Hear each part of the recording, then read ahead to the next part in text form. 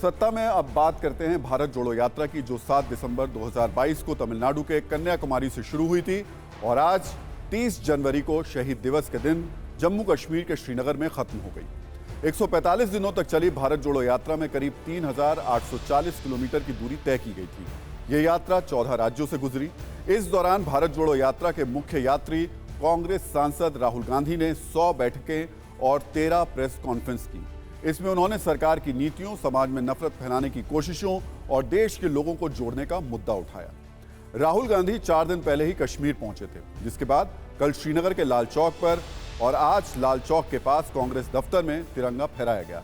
इस यात्रा की आधिकारिक समाप्ति के मौके पर राहुल गांधी ने श्रीनगर के शेर कश्मीर स्टेडियम में एक रैली भी की, जिसके बाद ये यात्रा खत्म हो गई। इस कार्यक्रम में राहुल गांधी की बहन और कांग्रेस महासचिव प्रियंका गांधी वाड्रा के अलावा कई सहयोगी दलों के नेता भी शामिल हुए। हालांकि कुछ राजनीतिक दलों ने राहुल गांधी से दूरी भी बनाई हुई थी। जिस वक्त भारत जोड़ो यात्रा की आखिरी जनसभा हो रही थी, उस वक्त भारी बर्फबारी हो रही थी। बर्फबारी के बीच भी राहुल गांधी अपनी बात कहते रहे। उन्हें सुनने आई भीड़ बर्फबारी की परवाह किए बिना वहीं जमी रही। राहुल गांधी ने लोगों के उत्साह को देखते हुए कई बातें कही, जिसमें बीजेपी और अमित शाह को कश्मीर में यात्रा करने की चुनौती देने के साथ ये भी दावा किया कि पूरे भारत की शक्ति उनके साथ है। राहुल गांधी की इस पूरी यात्रा पर हमने एक छोटी सी रील तैयार की है, जिसमें आपको भारत जोड़ो यात्रा की प्रमुख झलकियां दिखेंगी और श्रीनगर में आज उनके साथ कौन कौन था और किसने क्या कहा, ये सब समझ आ जाएगा। इस रील के बाद हम आपको सत्ता की वो कुंजी बताएंगे जिसमें राहुल गांधी के अगले एक्शन सीन का पता चलेगा।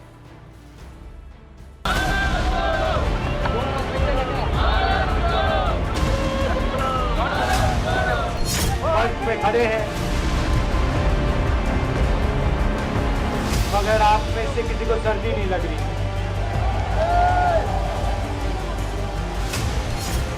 आप बारिश में खड़े हुए, कोई भीगा नहीं।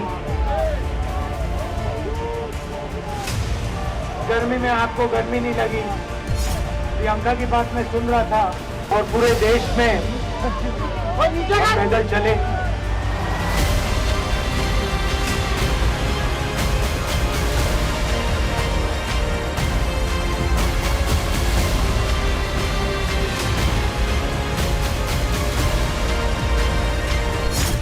जो राजनीति देश में चल रही है, यहाँ खड़े होकर मैं कह सकती हूँ, उस राजनीति से देश की भलाई नहीं हो सकती। एक तरह से यात्रा एक आध्यात्मिक यात्रा रही।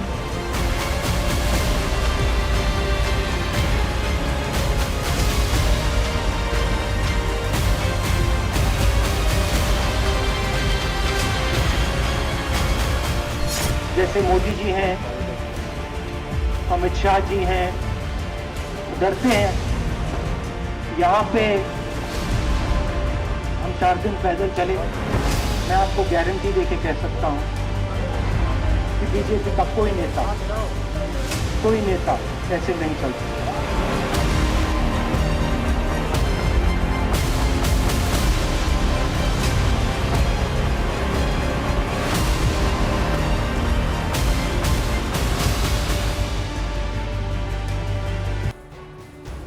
तो भारत जोड़ो यात्रा के समापन के मौके पर सिर्फ सीरियस भाषण या औपचारिक दिखने वाली बातें ही नहीं हुई, बल्कि राहुल गांधी हल्के फुल्के अंदाज में भी दिखे। इस दौरान राहुल गांधी अपनी बहन प्रियंका गांधी पर बर्फ के गोले फेंकते नजर आए। बर्फ से खेलने का यह दृश्य मनमोहक था। वैसे भी राहुल गांधी की इस यात्रा में मनमोहक तस्वीरों की कोई कमी नहीं है, लेकिन राहुल गांधी का मकसद इन मनमोहक तस्वीरों से आगे का है और उस मकसद में कामयाब होने के लिए उन्हें सहयोग की ऊष्मा की जरूरत है। राहुल गांधी ने भारत जोड़ो यात्रा के लिए कांग्रेस अध्यक्ष मल्लिकार्जुन खड़गे की ओर से कई समान विचारधारा वाली पार्टियों को न्योता दिया था, जिसमें कुछ सहयोगी दल इस यात्रा के समापन कार्यक्रम में शामिल हुए, लेकिन कई बड़ी पार्टियां जो कांग्रेस के समर्थन से सरकार चला रही थी, उनका कोई प्रतिनिधि इसमें नहीं पहुंचा। एक बार आपको दिखाते हैं कि इस यात्रा के समापन में कौन सी पार्टी शामिल हुई और कौन शामिल नहीं हुए, और इसमें एक एक करके हमको आपको बता देते हैं। पहले ये बता देते हैं जो लोग शामिल हुए थे। शामिल होने वालों में डीएमके, एनसी नेशनल कॉन्फ्रेंस, पीडीपी, जेएमएम, सीपीआई, केरल कांग्रेस, आरएसपी, वीसीके और आईयूएमएल, ये पार्टियां हैं, लगभग 9 पार्टियां जो कि राहुल गांधी के साथ शामिल हुई। लेकिन कौन कौन शामिल नहीं हुआ, ये लोग सरकार में तो शामिल रहे हैं पहले, RJD, JDU, CPM, TMC, SP, RLD, NCP, Shiv Sena, JDS और फॉरवर्ड ब्लॉक एमडीएमके। और ये वो पार्टियां हैं जिनके अगर आप 2024 की तरफ आगे बढ़ने की सोच रहे हैं और ख़ासतौर से क्षेत्रीय दलों को लेकर, तो इनकी बहुत ज़्यादा महत्वपूर्ण भूमिका है, लेकिन ये साथ नजर आई नहीं। तो भारत जोड़ो यात्रा के दौरान कई बार राहुल गांधी ने सरकार पर तीखे हमले किए, लेकिन कई बार ऐसा भी रहा जब राहुल गांधी के बयान उन पर उल्टे पड़ गए। ऐसा ही एक बयान राहुल गांधी ने शनिवार को दिया जब उन्होंने ये कहा कि जम्मू कश्मीर को बाहरी लोग चला रहे हैं। एक बार वो सुन लीजिए, फिर बताएंगे कि इस बयान के क्या क्या अर्थ निकाले जा रहे हैं। जम्मू कश्मीर को जम्मू कश्मीर के लोग चलाते थे। आज बाहर के लोग जम्मू और कश्मीर को चला रहे हैं और हमारा जो हक है, हमारी जो आवाज है, उसको एडमिनिस्ट्रेशन सुनता नहीं है। सारा का सारा ट्रेड बाहर के लोग कर रहे हैं, जम्मू कश्मीर के लोग देखते रह गए। हिंदुस्तान में सबसे ज्यादा बेरोजगारी जम्मू कश्मीर में है। राहुल गांधी के इस बयान को अलग अलग तरीके से देखा जा रहा है। कुछ लोग इसे चुनाव नहीं कराने को लेकर केंद्र सरकार पर हमला मान रहे हैं, तो कुछ लोग ये सवाल कर रहे हैं कि जब पहले से जम्मू कश्मीर में टारगेट किलिंग हो रही है, नाम और पहचान पूछकर, आधार कार्ड देखकर लोगों की हत्या की जा रही है, तो ऐसे बयान क्यों?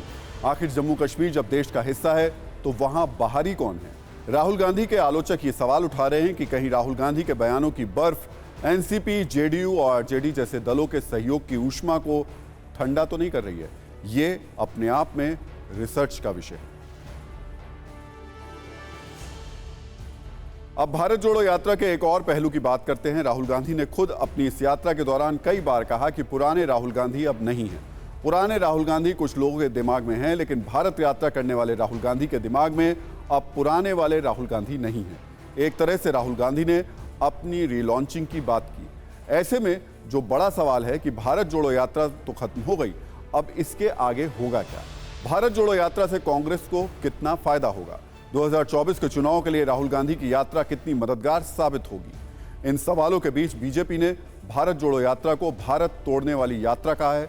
बीजेपी सांसद और प्रवक्ता सुधांशु त्रिवेदी ने कहा कि राहुल गांधी की यात्रा नितांत असफल रही।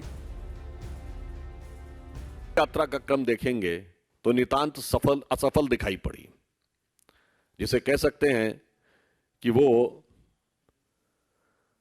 राजनीतिक बियाबान में से अपने को स्थापित करने की जद्दोजहद में अपनी मंजिल मकसूद से पूरी तरीके से महरूम रही। इसी यात्रा में उन्होंने कहा वो राहुल गांधी तो है ही नहीं, वो तो समाप्त हो गया है। उन्होंने कहा सर्दी आपको इसलिए लगती है कि सर्दी से आप डरते हैं। मुझे लगता है ये कंफ्यूज नेशन की जो बात उन्होंने कही, तो सबसे ज्यादा कंफ्यूजन उस पूरी यात्रा के दौरान उनके स्वयं के आचरण में देखा।